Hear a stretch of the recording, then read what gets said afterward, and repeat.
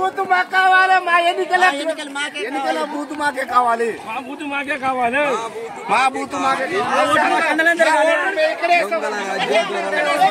ఇక్కడే కావాలి.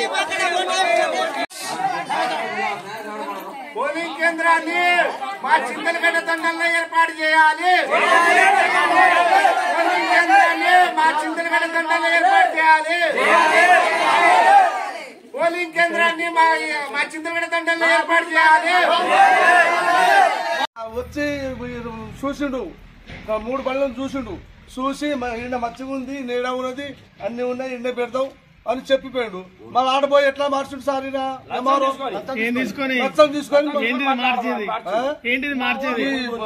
Booth మార్చిండు, booth మార్చిండు.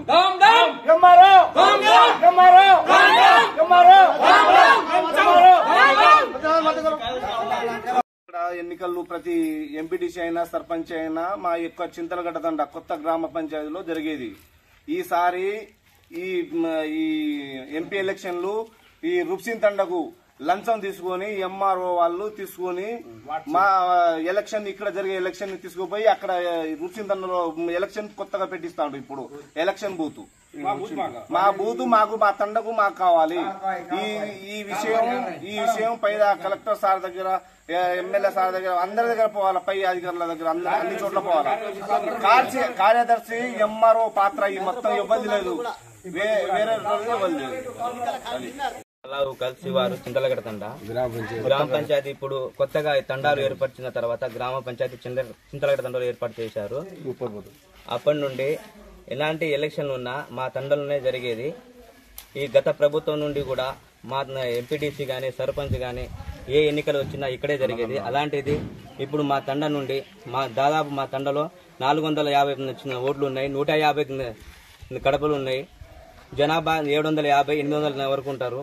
అలాంటిది తీసుకోపోయి మా పక్క తండ దాదాపు 5 కిలోమీటర్ల లోపు ఉంటుంది. ఎండాకాలము అక్కడికి పోవాలంటే ఇబ్బందిగా ఉంటుంది.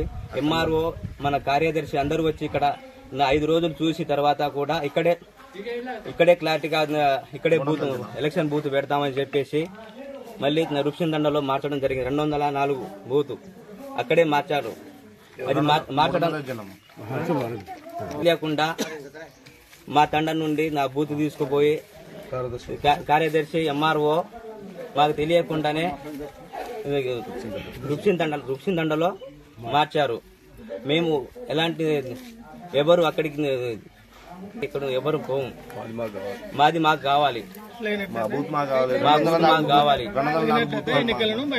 ఎలాంటి అది బూత్ తక్షణంగా ఇక్కడ రావాలి. లేకపోతే మేము పార్లమెంట్ ఎన్నికలకి బహిష్కరిస్తున్నాము. MRO dam dam